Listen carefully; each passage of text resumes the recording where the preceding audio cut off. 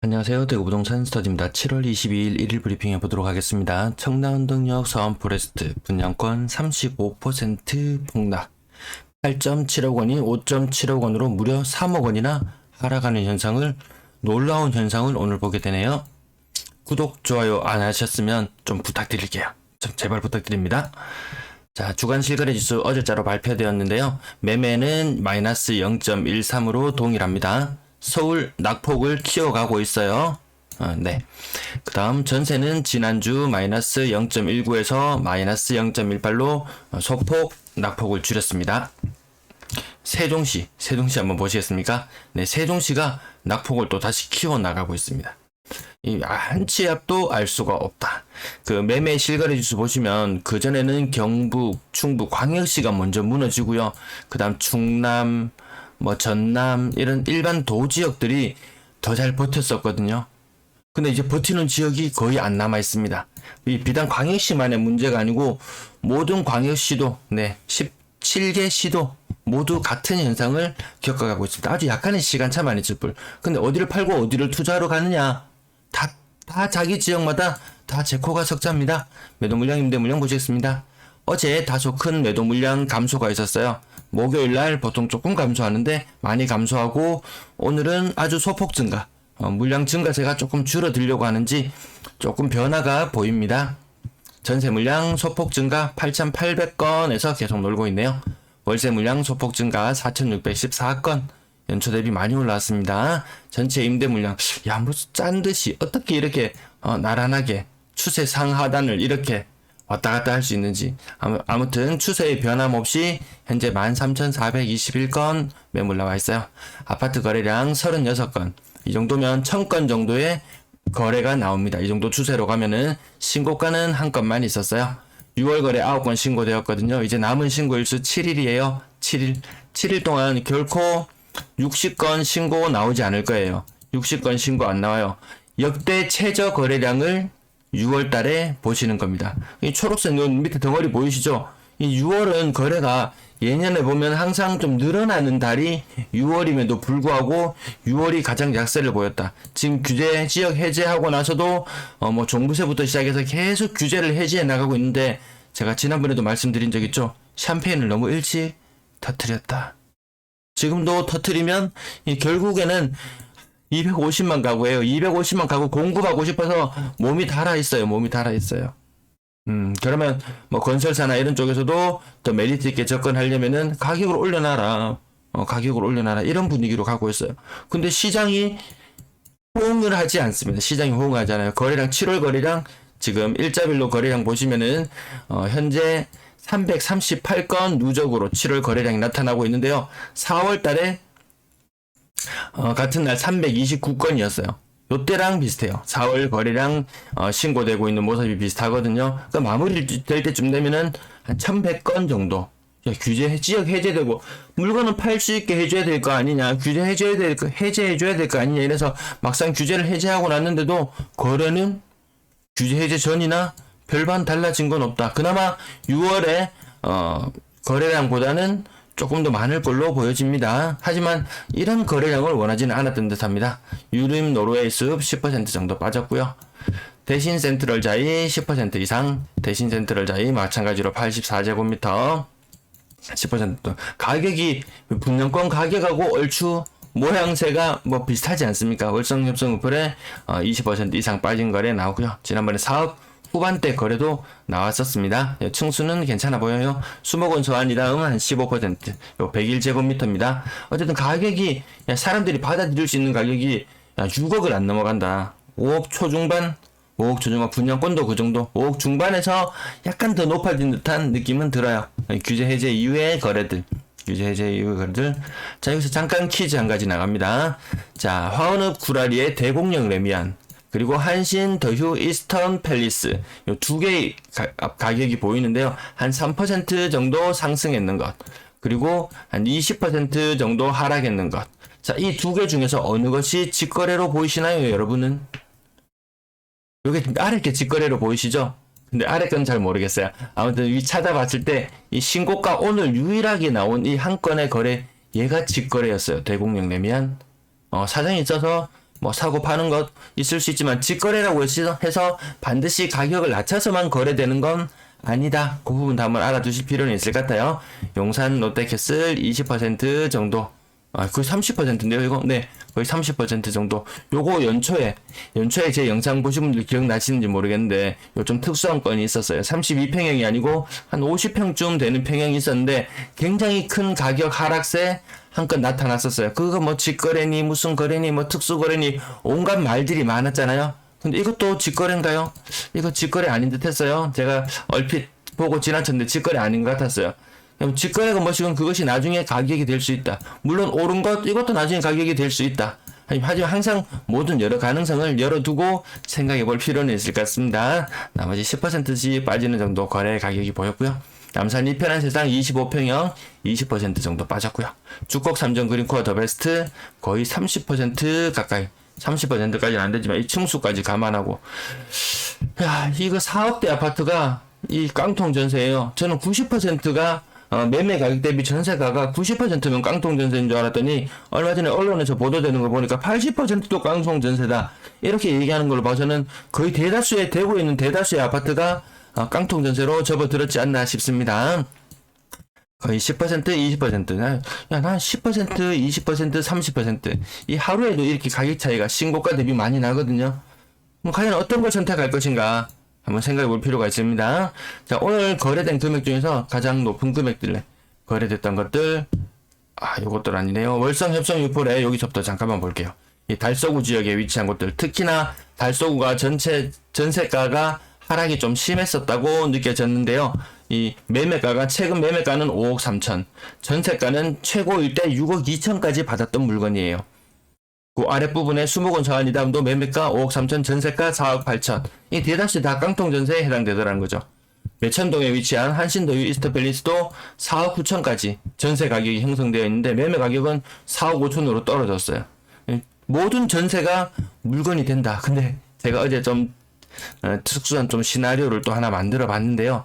일단 가격부터 한번 짚어보고 짚어놓고 지나가겠습니다. 20% 이상씩 빠지는 거래들 거의 모든 대다수의 아파트가 다 해당이 된다. 20%, 25%, 10% 규제제 해제되고 이런 걸 바라신 건 아니셨죠. 뭔가 가격이 상당한 탄력성이 보여줄 거라고 예상했는데 오히려 가격이 더 떨어지는 듯한 이런 현상들 많이 나타나고 있습니다.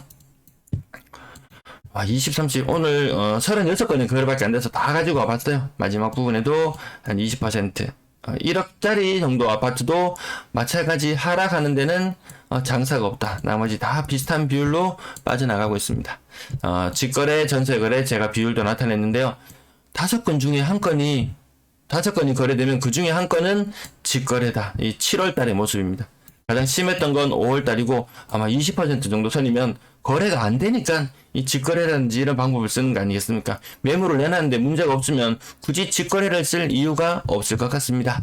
자, 건당 거래 대금 다시 살짝 올라가는 듯한 모습 유지하고 있고요.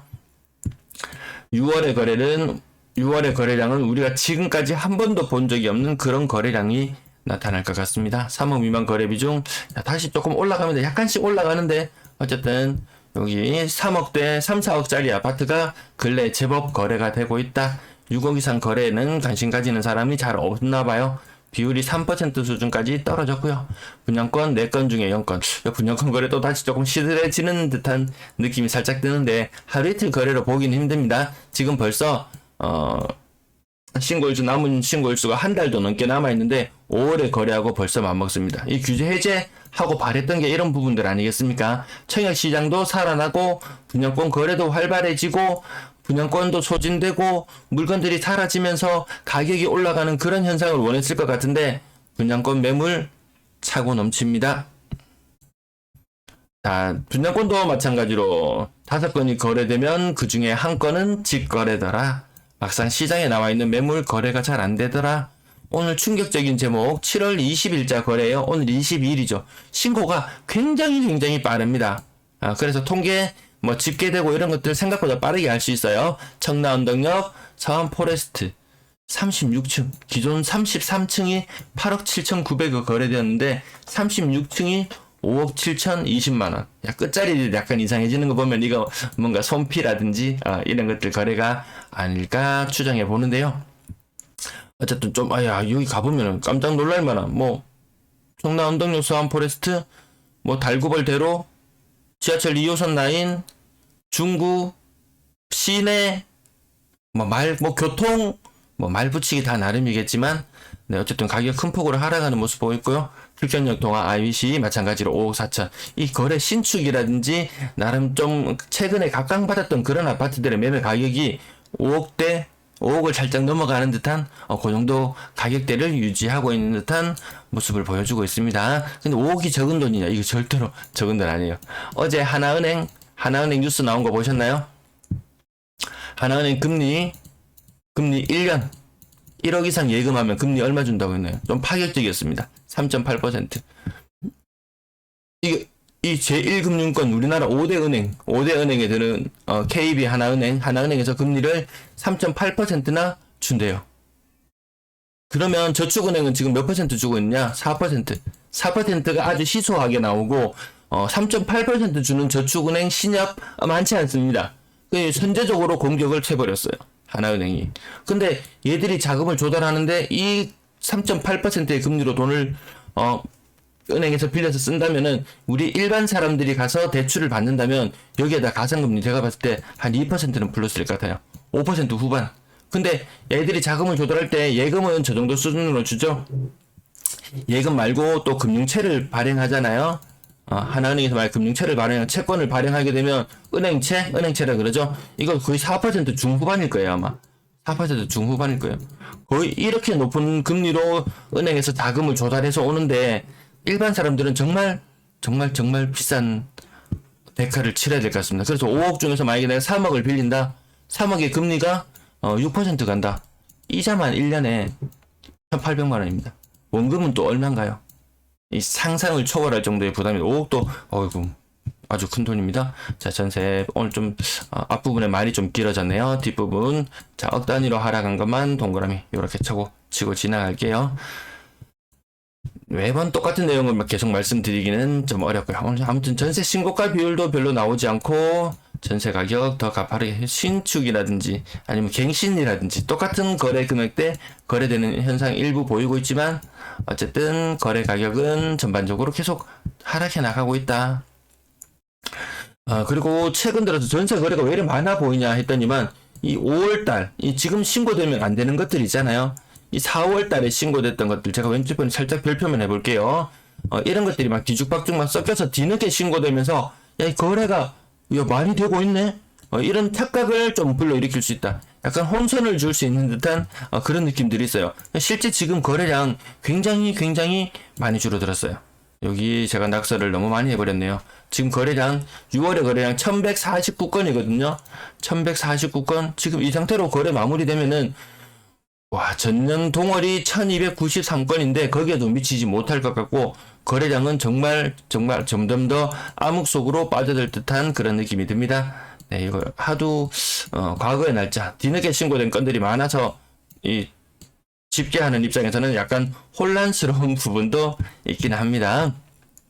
용산 넉석캐슬 하나만 짚어볼까요? 여기 가격이 84제곱미터 아까 매매 가격 아까 굉장히 많이 떨어진 거 보셨죠? 거의 30% 가까이 떨어지는 그런 매매 가격 보셨는데요. 이 전세 가격하고 같이 병행해서 이렇게 하락하고 있습니다. 이 처음에 누가 먼저 빠졌냐, 전세가 먼저 빠졌냐, 매매가 먼저 빠졌냐 이런 말들이 설랑설레가 오고 가지만 이 두 개가 같이 서로 연동해서 움직인다는 부분. 평균 전세 가격 지금 7월의 전세 가격은요. 평균 전세 가격이 2020년보다 낮아요. 노란색의 2020년 선보다 아랫부분에 내려와 있습니다. 이거 연말까지 간다면 이 추세로 그대로 간다면 정말 2018년의 전세가 거의 맞닿는 지경으로 갈 수도 있습니다. 2+2 2018년에 살아서 2020년까지 살았고 다시 2022년이 되었는데 전세가가 많이 오르고 해서 야, 집안 사면 너희 큰일 난다. 이 전세 대란 일어난다. 꼭 사라고 해서 얼마나 부채질했습니까? 근데 2018년이나 2022년이나 자고 일어나니까 전세가가 똑같아요. 변하지 않았어요. 이런 현상으로 왔어요.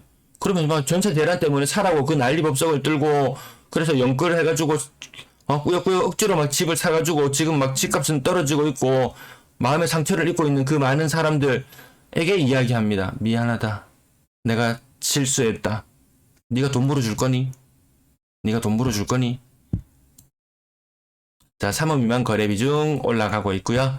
특히나 요 2억에서 3억대 거래가 좀 많이 이루어지고 있습니다. 좀 그래도 2억에서 3억이라면 내 돈 한 1억 정도 있고 1억에서 1.5억 정도 있다면 한 1억 정도 빌린다. 이것도 적은 돈은 아니죠. 뭐 1년에 한 600만 원 정도. 근데 야, 이 정도는 살 수 있다. 이 정도 소득 수준으로 봤을 때, 아, 저 정도는 버텨낼 수 있다. 1년에 600만원.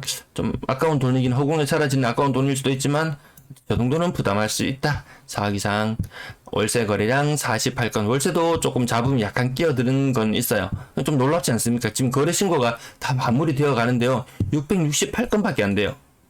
월세 금액이 오른 것도 영향이 있고, 보증금도 좀 내리긴 했어요. 전체 임대 거래량이 1817건. 이거, 야, 이 상태로 가다가 정말 한 2000건 아래로 떨어지는 건 아닐까. 전년 동월이 2004건, 2004건이었어요. 지금 1817건.